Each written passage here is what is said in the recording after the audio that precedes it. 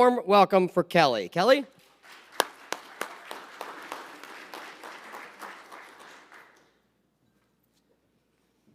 Hi, everyone. Good morning. Thank you for having me here today. Yes, I have been here since Monday. For those of you like Jeff that have also been here since Monday, I apologize because you are going to hear the same presentation, but hopefully you'll take something a little different away from it with you. I'm here today to take you through a few insights from a research paper that we just released last week, and it is called The New Retail Paradigm: How the Rise of Retail Media is Influencing Consumer Shopping Behavior. Right now, we are passing out, there is a relatively robust leave behind for you with a lot of charts, as people said, but hopefully useful charts. And I'm gonna take you through probably 5 key highlights, and then you can read the rest at your leisure. So today is really just part 1 of 2. We are releasing the second part of this research on Tuesday, June 7th. So a little background. Every year, Catalyst embarks on a mission to better understand the changing consumer trends and behaviors.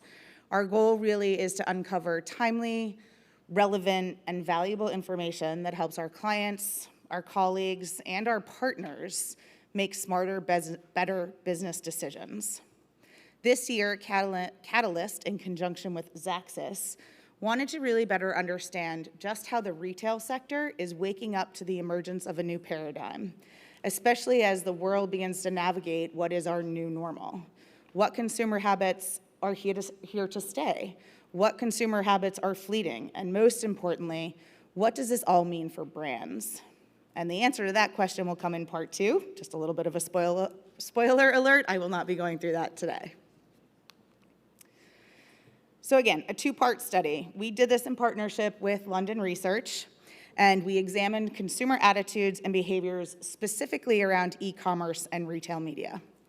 The most important finding of this report is that these new single-platform customer journeys are really answering the changing needs of brands, retailers, and shoppers. Brands now have more direct access to customers. Retailers are providing better, more direct results, and shoppers, most importantly, have a more streamlined experience. Retail media, which is really the environment for these journeys, has become a win-win-win for all parties. So the last 2 years, Lisa kicked us off a little bit ago with some stats and thoughts about what has been happening pre- and post-pandemic, although I would argue that we're not entirely out of it at this point. But the bottom line is that every aspect of retail is changing, and it's changing very fast. The pandemic accelerated this, and we've seen changes, and presenters have alluded to the fact that they've had to shift their business and marketing strategies to adhere to what's happening in the environment. Consumers are once again rethinking their shopping behaviors, and not just in response to what's happening in terms of the reopening of society, but really right now, a rise in the cost of living. Consumers are really looking for the most convenient way to get what they want when they want it, whether it's click and collect, trying things on virtually. Advertisers are responding with reintroducing D2C for the brand.com and additional investments in e-commerce. The pandemic, as I mentioned, really did accelerate these changes in consumer behaviors. What's really interesting, and there's a lot of information on this in the study, is that this is across all age demographics. This is not just for the younger generation, the more internet savvy, those that have grown up online. We're seeing this have a significant impact on the 55+ community. So what does this all mean, really? The world of commerce has blended. There is a new retail paradigm.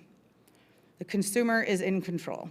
Post-pandemic, shopping behaviors are fluid, they're flexible, and they're perfectly customizable to each individual. For them, for us, for consumers, omni-channel means whatever mix of in-store and online or collection and delivery best suits their need at that given moment. And it changes when things no longer work for them. So there's no longer a Saturday morning off to the grocery store checklist. It's Tuesday, I need 1 additional ingredient for dinner and I will have it here in an hour. And Wednesday, I'll decide to do something completely different. The emergence of new platforms like DoorDash and GoPuff that are bringing things to you that were previously inaccessible unless you were there in person. That leaves us with the challenge as marketers to deliver a coherent, consistent experience at every touch point and to be able to respond to every consumer interaction, no matter how fleeting. That is very much easier said than done, but the opportunity is there for all of us. Just level setting to where we are right now, according to GroupM estimates, the world's largest CPG manufacturers grew their e-commerce revenues by 57% year over year in 2021. Again, that's an exceptional number fueled by the pandemic.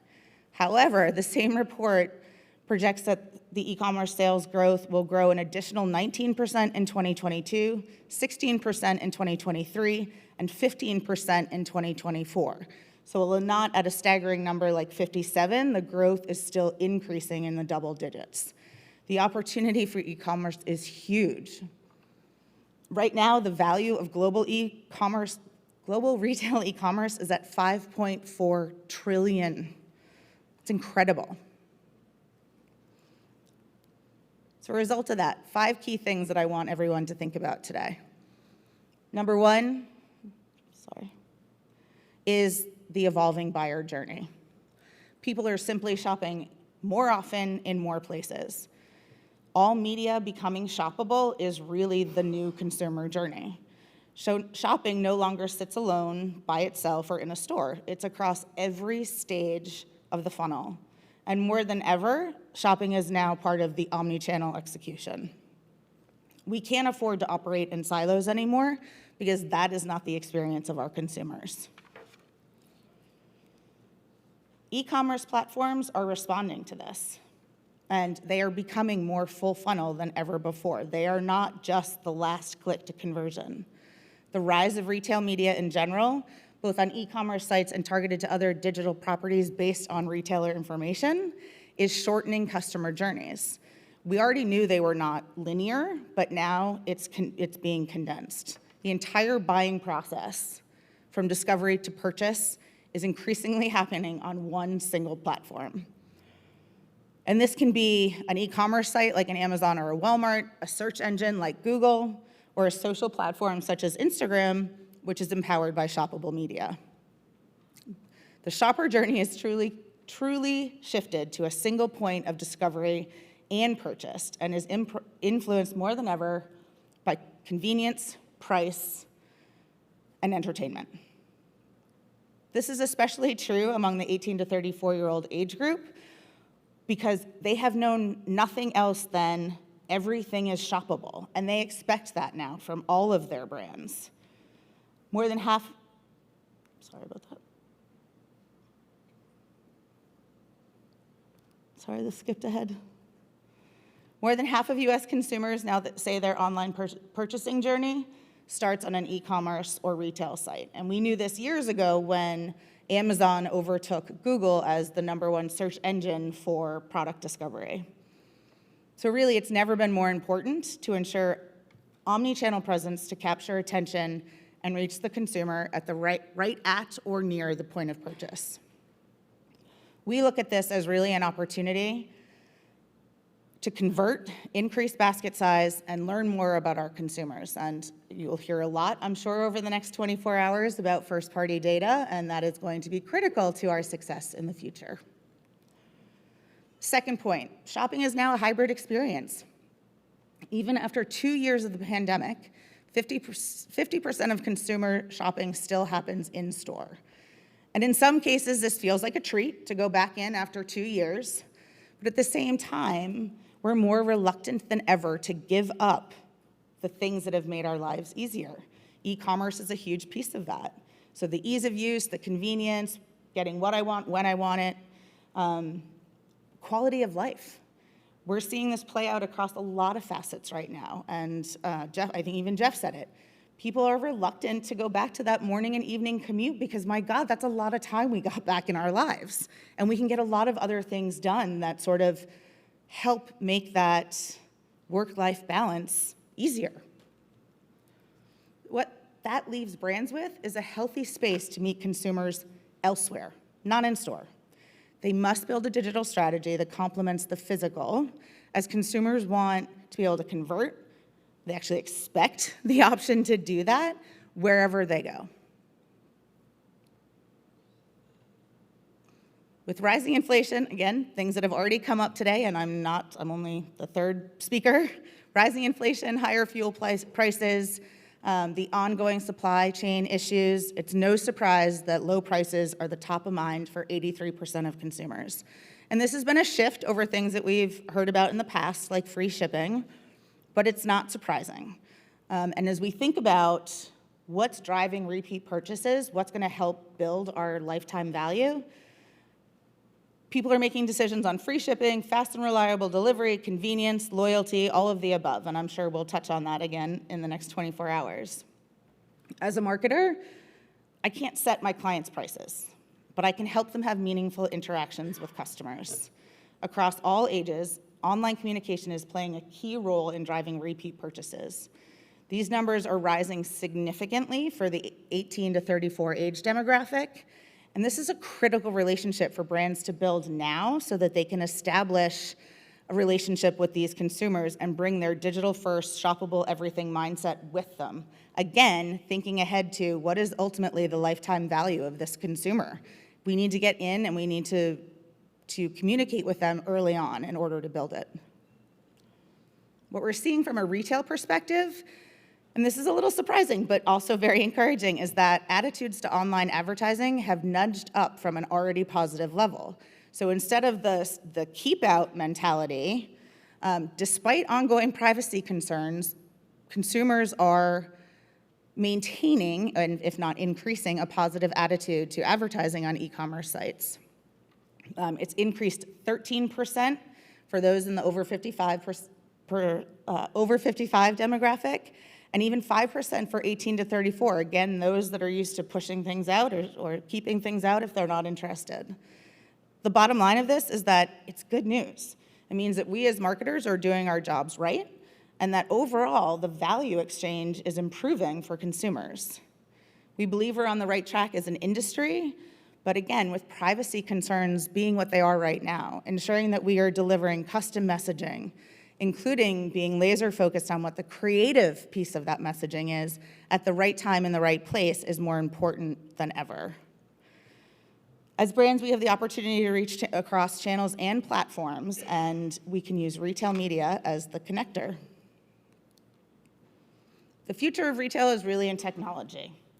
The flexibility and agility that consumers were forced to adopt during the early days of the pandemic has found its way into consumers' everyday mindset. They're not giving this up. We've seen that.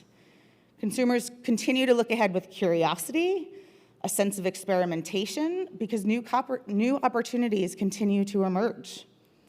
The dynamic evolution of digital marketing continues to expand, and consumers have shown that even those hesitant are really willing to dip their toe in to see what it's like. Consumers today are moving at a pace and speed motivated by convenience, value, connection, and more entertainment, which goes back to why the creative piece is so important in the consumer journey. With so many touch points, brands have both the challenge and the opportunity to move as fast as consumers by connecting retail, e-tail, and e-commerce. And this will be a shift for those of us on the agency side, for those of us on the brand side. How do we move away from operating in silos and start to merge all of these things coming together? The best part of this is that consumers are open to the experience. With the inception of so many different platforms and technologies, younger people, not surprisingly, are the ones that are most likely to have tried stores without checkouts, like an Amazon Go. What's interesting, though, is older people are more likely to want to, and I truly think they will. If you think about the fact that this was not even a concept a few short years ago, and that tap to pay or self-checkout, which is ubiquitous now, took almost a decade to gain consumer adoption in the US. People are moving much faster than ever before. We believe that the balance of online and offline shopping will continue to change, and it will be driven in part by the introduction or adoption of new technologies. So the future is ripe for creating new points of connections between consumers and brands. So it's up to us to do that right. The pressure is on marketers to be omni-channel and omnipresent. It's not easy and it's not inexpensive. And I would argue that there is no one brand that has done this extremely well yet. So stay tuned. Part 2 is the impact for brands, and that will be coming out on June 7th. Thank you for your time.